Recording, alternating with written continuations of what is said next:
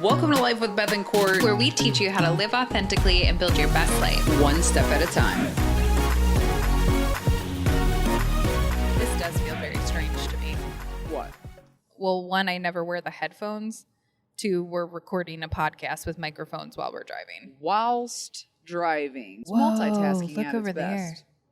there. Yeah, that's called pollution. Oh, it's pretty cool looking, though. Well, it's pretty pollution, but it's Yeah. a lot of pollution. Bad, pretty pollution. Bad, pretty pollution. Bad. What are we mic checking with today? Well, I thought we'd take a trip down memory lane and go back to a Goofy movie. Do you remember that movie? Ooh, I do. I was incredibly obsessed with Powerline, who was the musician in that movie. Oh, right. Yeah, he was actually Tevin Campbell was the artist from the 80s. And so he had two songs that he sang. One was Stand Out, which was a powerhouse ballad about being yourself and having the sweet moves to get a girl. So a little cliche. But the other one that is very applicable with what we're talking about today is Eye to Eye. You remember that? Sure don't. Okay, I'm going to break it down for you.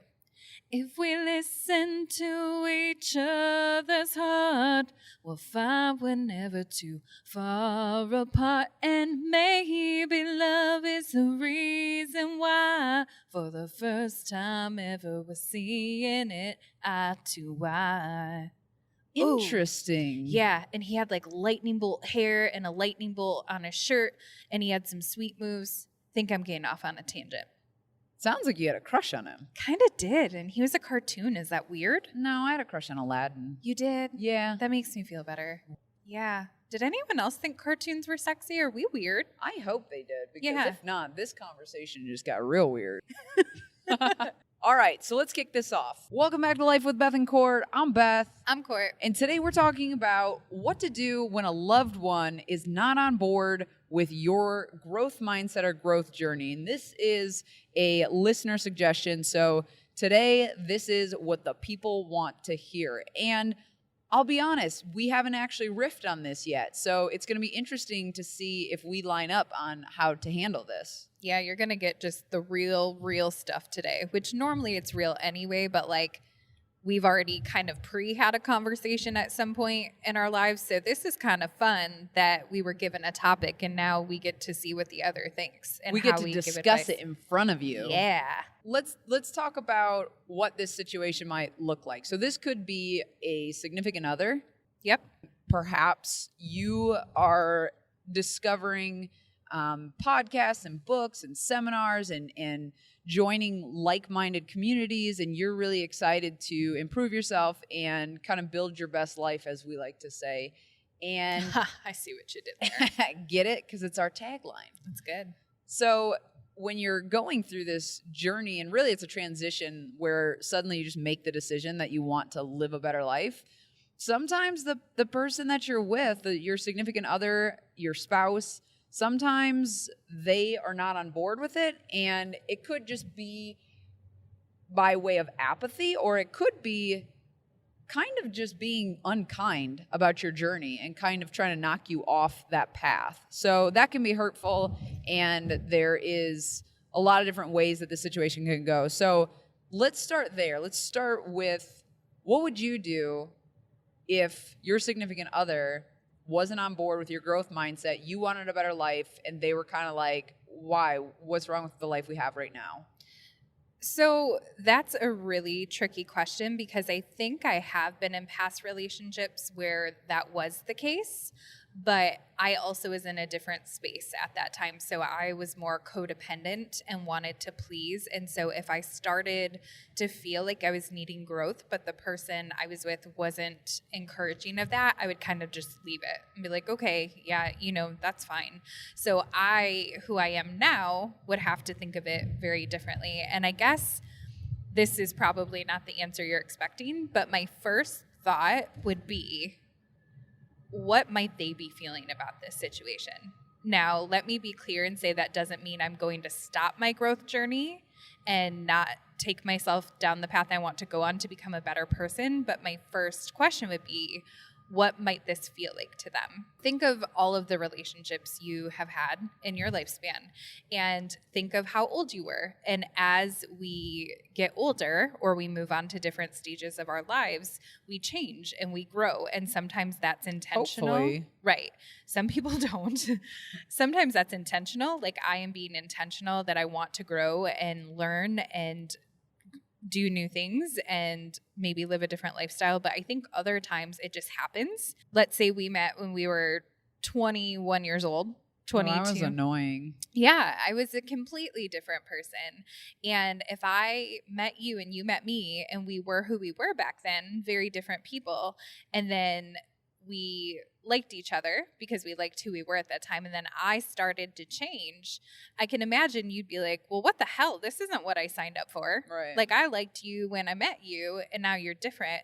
And so I'll start by saying, like, I think that this probably isn't an uncommon thing. I think that might be the reason why some relationships don't go well, or changes happen, or there's resentment or fighting, because you're constantly shifting. You're constantly evolving, or at least I think you should be. Most people are.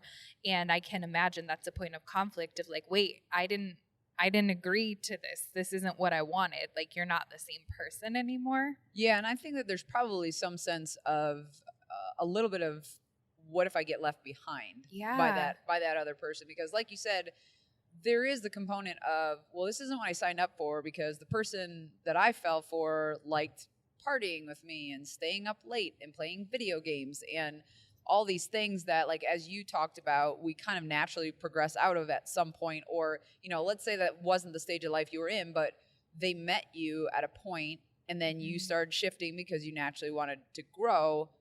And I imagine that might feel, if you didn't have that conversation or they're not on board with it, it might seem scary to them. Yeah. And they might also feel like, what if I get left behind? And in your growth, you suddenly realize I'm not good enough either. Yes. Or what if you're judging me? Like, right. What if that's a huge one. What if I'm content staying how I am and where I am, and you think you're better than me, so you're moving into this space without me? I think that probably happens a lot. Yeah. So I think probably the disapproval comes a lot from fear, I would say. Yeah. From the other person, the partner. I would venture to guess that that's probably the case with your family too. Mom, dad, sister, brother, aunts, uncles, cousins, whoever, when they see you growing and it's uncomfortable for them, they may fear, like you said, that perhaps you're judging them.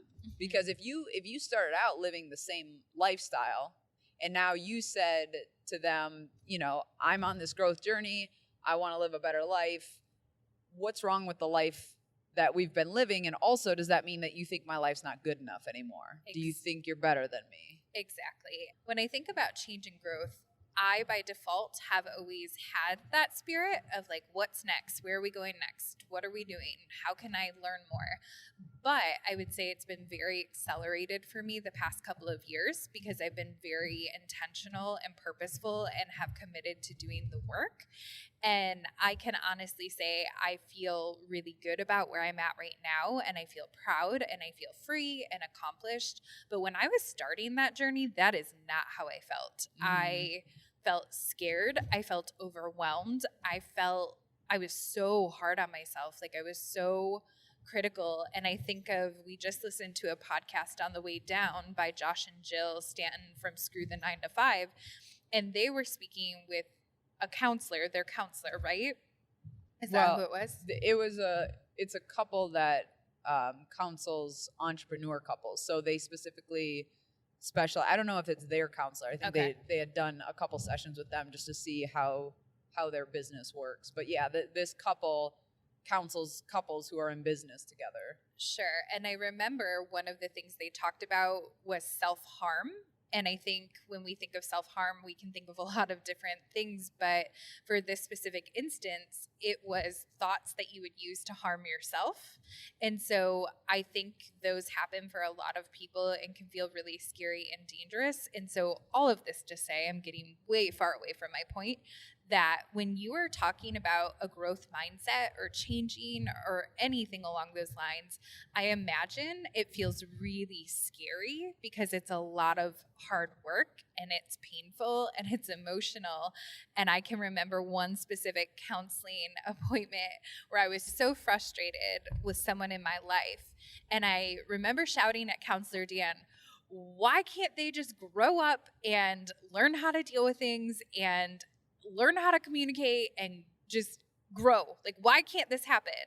And he was like, because Courtney, not everyone has had trauma to push them to this point to grow. Right. Like, he made a joke out of it, but like we had a further conversation that it's really scary. Anytime you start something new or think about changing a lifestyle, or I could go on and on, it feels really scary. And so not everyone has the courage to grow.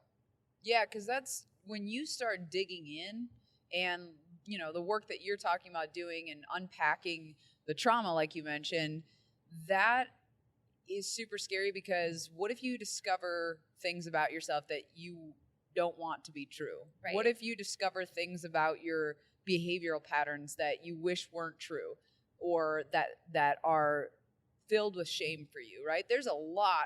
I mean, you open up that closet full of skeletons and you don't know what's going to come out. And like you said, a lot of people don't have the courage to do that because I think the mindset is, well, I'm fine how it is right now. Mm-hmm. If I'm fine, there's no need to go digging around and looking for problems. Just leave it where it is. Let's just live our life how it is right now.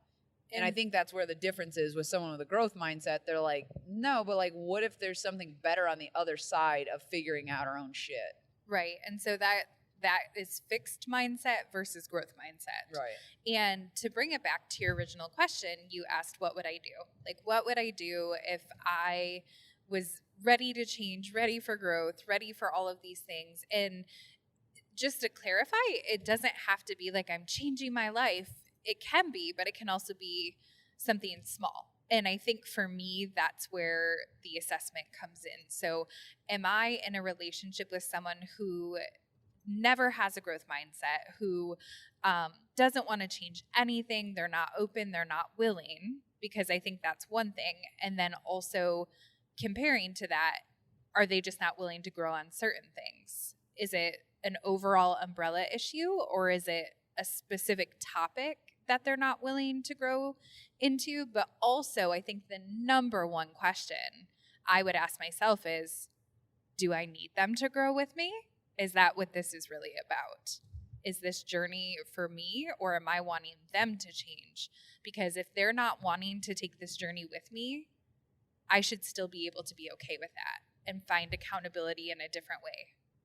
Yeah, and I think that you can find accountability outside of your significant other. And I think that's an important distinction to make. However, it depends, like we said, it depends on what is the level of resistance to your growth. Is it just like, yeah, that's cool, go ahead, do what you want to do, like I'm cool here? Or is it actually destructive? Because I've seen it before where it actually gets to a point where they're trying to tear you down as you try to climb up. Mm-hmm. And if it's that, that's a different story. You shouldn't need someone to go along on that journey with you because, like you said, if they're not coming with you and that's super detrimental to your journey, or you feel like that's a huge impediment to your progress, why is that? Mm-hmm. Is it because you're wanting them to change and be someone that they're not and they're not wanting that change? Or is it because their destructive patterns or their current patterns are actually disrupting your progress because you share a life together? So a good example would be, you know, if you were trying to improve yourself by first improving your physical health, right? You don't necessarily need the person in your household, your significant other, to be on the diet with you, but it could be a case where, you know, the accountability from someone outside the household isn't strong enough, where you really struggle with something like emotional eating, or you just can't step away from the junk food on your own, and you're like, hey, I would really appreciate your help in helping me, even if you just keep the junk food in a different cupboard, and that person is almost defiant in trying to help you reach that goal, I think that's a different scenario than someone who's like, yeah, I mean, like, I'm not going to stop eating it, but yeah, I'll put it in a different cupboard for you. Right. So if I were to put myself in that situation with you and I decided, okay, I'd really like to lose 10 pounds and this is my plan of how I'm going to do it. I'm going to make a meal plan that I follow. I'm going to exercise 3 times a week and that's my plan. I have a choice. I can say, do I feel like I need accountability in this moment? And if I do, I'm happy to have that conversation with you and say, hey, this is the journey I'm thinking about taking. Is this something you would be interested in doing with me? And I have to be fully prepared. Let me be very clear. This is not a bait and switch. Yeah. I have to be very prepared to go in and you say, no, I'm good right now. And I have to know and acknowledge and accept that that's okay because this is my journey, Right. not yours. And it's not my place to get upset or frustrated with you because then I'm projecting my frustration that you're not helping me achieve my goal. And that goes back to that whole codependency versus being independent. So Right. if I really feel like I need accountability, and I go into it saying there's a chance she might not want to, and that's totally fine, then I'm going to ask my 3 other friends if they'd be interested, and you move on with it. And so I think that's really critical. Like you said, just to echo what you said, is it destructive or is it just this is simply not for me, but I still support your journey? Another thing I think about for us specifically, podcast. So you really love to listen to podcasts and that's how you like to grow your mind and you like to learn new things. And I have tried to like podcasts and I just can't, which is very ironic because now we have a podcast. Yeah, But it sure is. That's not how I choose to get my information. Like maybe I prefer to watch a documentary on TV or I prefer to read a book. There are different avenues for me, but I care about you and I support you enough that I'm not a total ass about it. I'm not like, I don't ever want to hear a podcast. I don't want to be around when you listen to them. I will compromise and say, yeah, I think I could listen to a podcast at some point on our 9-hour road trip. Not using a specific example at all. But you know what I mean? And like, not only that, when we have conversations about a podcast you've heard, I don't say, I don't care. I don't want to hear about it because it's a podcast. I engage with you and we end up having really good conversation about it. And just because it's not my method of growth, it's your method of growth. And therefore, I can still engage with you in it. Well, yeah, and that's just respecting, you know, whether it's a difference in opinions or a difference in interests, you know, I don't have to have my partner be interested in everything I'm interested in. And it's the same thing with your growth journeys. Because sometimes there are areas where you say, like, I really want to get better at doing this, and your partner doesn't have to. Like, they don't have to be along on every journry as long as there's a mutual respect and that you can have that conversation and say, like, yeah, I mean, I don't want to listen to the podcast with you, but I'd sure love to hear what you learned over dinner or whatever. The problem comes if someone does, like you just demonstrated, say, like, listen, I don't care what you're learning about. Then it gets hurtful, and then it's a different conversation. So let's go that route. Let's say that someone that your significant other that you're with, you really want them to be on this journey, and they're like, I'm just not digging it. I don't want to. Like, I think our life is fine just how it is, and I think it's dumb that you want to do anything different because it's fine just how it is. How do you handle that? What do you say? First of all, you used the D word with me, and we're going to have a problem. I did that on purpose. Oh, you just rattled the cage. Use something real that I wouldn't actually be interested in so I can get into this a little bit. Let's say that you're taking an online course and the final piece of the course is that you get to go to a live event and go meet your mentors out in some destination place, and you get to bring someone with you, and you come to me as your partner and say, oh my gosh, I'm so excited. I finally get to meet so-and-so, and it's going to be this awesome 3-day event. Would you come with me? I would love it if you were there. And I said, no, because that sounds stupid and like a waste of money. Okay, I'm just going to change a few minor details so I can actually get into this. We're going to say it's a 3-day nonstop concert convention, and all of my favorite artists I have backstage passes with, and we get to go out to dinner and hang out, like 7 artists that Semi is playing into your lane. Okay, so now I'm really excited about this. It's real to me. And I bring this to you. My energy is excited. It's super important to me. It's a once in a lifetime thing. And you tell me, no, it's dumb and it's a waste of money. So first of all, I would probably want to rip your head off. So I would need to just take a pause and say, those words feel really hurtful to me, and I need to pause and process what you just said and then come back and have a conversation. And the reason the pause is there is because it's giving me a chance not to rip your head off, but it's also giving you a chance to hear my words that what you said was hurtful to me. And it gives you a chance to think about it and come back and make it right. Because let's be real, we're all human, and sometimes we say stupid stuff that we don't mean. Like giving you the benefit of the doubt. Maybe you had a bad day. Maybe you really hate what I'm doing, but your presentation came off wrong. Because you can disagree and say, this isn't something I want to do, but it all comes down to how you communicate it. Right. So I would say what I said, give you some time to think about it, and hope that there was a mutual understanding and love and connection and empathy enough to come back and say, ooh, let me try that again. If it didn't go that route, then I would assess, is this a pattern? Is this a pattern that I'm constantly sharing what makes me happy and excited and I'm being shot down? I would also evaluate, have we had this conversation before? Again, back to the pattern. Have I told you these words are hurtful to me and you continue to say them? Because for me, that's a whole different assessment of what's happening. If we're in a pattern of you're telling me my things are stupid, it's a waste of money, because that's telling me you don't value what's important to me. The other option would be, if it's not a pattern and it's a one-off crappy comment, I would say that is not sounding like you. And I understand that this might not be exciting for you, and I'm completely okay with that. But at the same time, I need you to communicate it in a way that's less hurtful. Because here's the thing, if it's not your thing, cool. I'll take someone else who will actually appreciate totally. it. The non-negotiable is you speak to me with kind words and respect as much as you can. You have an off moment, I'm going to give you a chance to bring it back and have a conversation. But the other part is negotiable.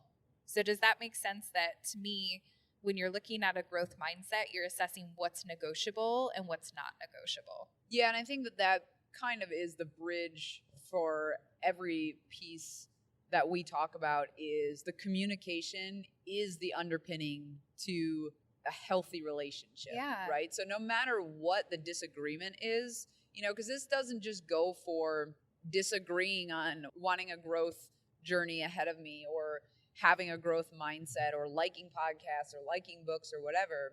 This goes for any time we disagree or have a different viewpoint. Yeah. And to go back to what you said, because there might be someone out there listening right now that's like, at what point do I just realize that this relationship, there's too many disagreements, there's too many things that aren't in alignment between the two of us?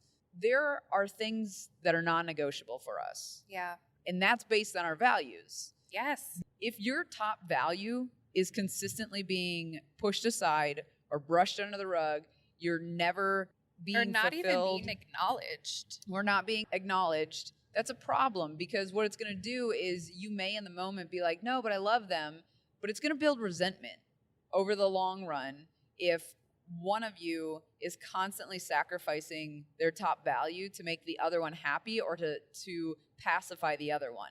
And so that's something that you really need to take a look at. What is my top value? What are my top priorities? What is important to me in my life? What is a non-negotiable? Because those are non-negotiables. Yeah, and we see it a lot with, we've talked about this before, we see it a lot with couples where one person going into the relationship, one person wants kids, the other doesn't. And that is a non-negotiable typically on both sides. Mm-hmm. And for whatever reason, you go into a relationship and you're like, well, I know you don't want kids now, but just wait till you see how cute they are. You know what I mean? Like why would you go in trying to force a square in a round hole? Right. And so trying to go into a relationship hoping that you can change someone to be who you want them to be, to want what you want them to want, isn't going to set you up for success, and it's not going to set them up for success. Absolutely. And I think looking at that through the lens of compassion, we joke about what we just said, but oftentimes the reason people do that to each other is because they love that person so much that they're willing to negotiate and reason. So it's not coming from a place of spite or anger, or I'm going to force you to do it my way. It's like, man, I really love everything else about you. Yeah. So I'm willing to just pretend like I Right. don't want kids, and we're just going to figure it out. Like, I've been in that situation where I'm like, you have all of these amazing qualities, and this one really, really sucks, and maybe it'll go away. And so I just want to make sure I acknowledge that it can come from a place of compassion as well. Well, and I think it often does, because you so badly don't want to let that person go that you're willing to push down what you actually truly want in your life. And going back to maturity and age and different checkpoints of our life, I wish I had known the value piece a lot sooner, because there are so many conversations that we've had in our relationship that I'm like, why did I not have these with people sooner? Like, why did I wait until 3 years in when we hated each other to be like, this is what I believe? What? You believe this? Why didn't we talk about this? There's so many pieces that I'm learning and wishing that I would have known, because when you know what you want and what your values and beliefs are in the forefront, and you can stand in those come hell or high water, you're saving yourself a lot of time and a lot of heartache and a lot of energy. Well, and I think you have a good point, though, because a lot of times when we're younger, we don't know what we want yet. Right? We don't know if we want kids or not. We don't know what our top values are. We don't know what we value yet, because we're figuring it out. Yeah. And it's okay to let those relationships naturally come apart if they need to. If you're growing in two separate directions, it doesn't mean that you don't care about the person. It doesn't mean that they're not a good person. It just means that you're finding out that you want different things in life, and that's okay. You have to understand, and this was something that was hard for me to understand, we will never all think, believe, and feel the same way. We just won't. Right. And for me, I like when things are symmetrical, and I like when things match. And aren't you having fun with me then? Yeah. I thought, wouldn't the world be awesome if everyone's beliefs just matched? And I thought, eventually they'll come around. Eventually we'll all believe the same thing. And the truth is, we won't. And so the bridge there is to have respect, to have compassion, to say, I get it. I don't believe that, and I don't feel that way, but I can understand how you would. I can understand that would be a stance, or, I don't personally want kids, but I could totally get how you do. I get that they bring joy to you and they make you feel happy and fulfilled. It's just not for me, and that's okay. And so I think that's the piece that is crucial in any disagreement, whether it's about the growth mindset and beyond in a relationship, and whether it's with a significant other or your family. If your partner doesn't want to be on board with you, okay. Would it be nice if they were? Sure. But it doesn't mean that there's not hundreds, if not thousands of other people out there who are wanting and desiring that same growth pattern that you are, that you can link up with online, in person, in masterminds. There's plenty of ways to get around people who do light you on fire and are willing to take that journey with you. Absolutely. And I think if we go the other way with it, so we've kind of talked about the side of if it becomes a pattern, if it's disrespectful, and you just get to this point where you're like, this isn't working. Like, this is not, we're growing apart and we're going our separate ways. So we've identified that side of it. But now I'm thinking, like, what if it is the smaller things? And so, it's, I want to start a new diet. I want to start exercising. I want to watch funny movies instead of horror movies. Like, what if it's these little things that aren't being met with disrespect, but truthfully, your person just isn't into what you're growing into all of the time? I can imagine very quickly, well, I don't have to imagine because I lived this life once upon a time, you start to build resentment because you're like, right. Oh my gosh, like, why won't you do anything with me? Why don't you want to grow with me? And it's really easy to start picking at it. And the first time you're like, all right, cool, whatever, I've got this. Second time, third time. And finally you're just like, what the hell? Like, what? Why do you never do what I want to do? Yes. And so I think what would be really, really important for that is to have the conversation and say, Beth Ann, I feel like I'm really wanting to grow in these areas, and I understand that's my journey, but I also know that my love language is quality time, or that I really enjoy doing things together as a couple. What is an area of growth you would be interested in that we could do together? And you kind of just volley back and forth until you find something that you both can commit to grow in. And it doesn't have to be like, we're going to take over the world or start a business. Like, it can be that's like, really ambitious. I know, I just slipped out. What's that thing that we can find that we can grow together in? So maybe for exercise, let's go back to that. You're like, I'm hitting the gym. I'm going to be there 5 days a week. I'm going to lift weights. I'm going to run. And your partner's like, yeah, no.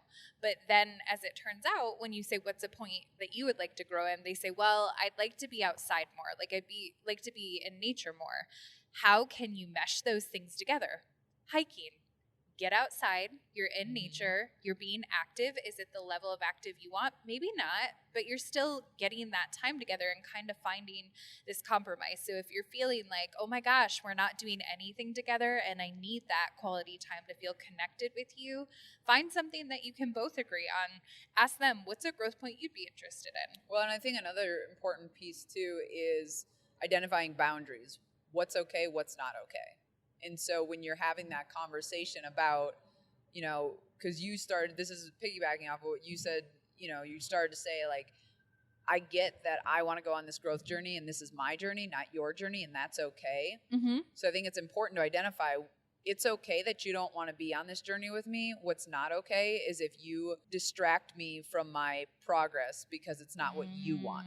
What's okay is if you want to pursue being in nature more often. What's not okay is you shaming me for going to the gym to pursue my growth. That's a really, really good point. And so because you're basically laying out, it's okay for you to feel this way. It's not okay for you to lay your feelings on me and make me feel this way, or to try to make me feel this way or stall my progress in any way. Hashtag projecting. I totally agree with you. I think there are definitely some boundaries of what's appropriate and what's not.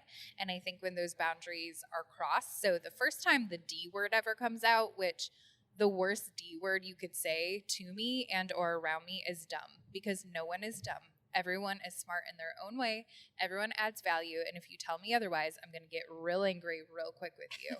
So setting that boundary, and again, like if you're human and you're like, oh, that's dumb, or I don't want to, you need to stand up in your truth and say, I understand this might not be fun to you, but to me, it's really important. So even if you're not on board with it, I respect that, but please don't call it dumb and make it demeaning or hurtful toward me, because I'm not okay with that.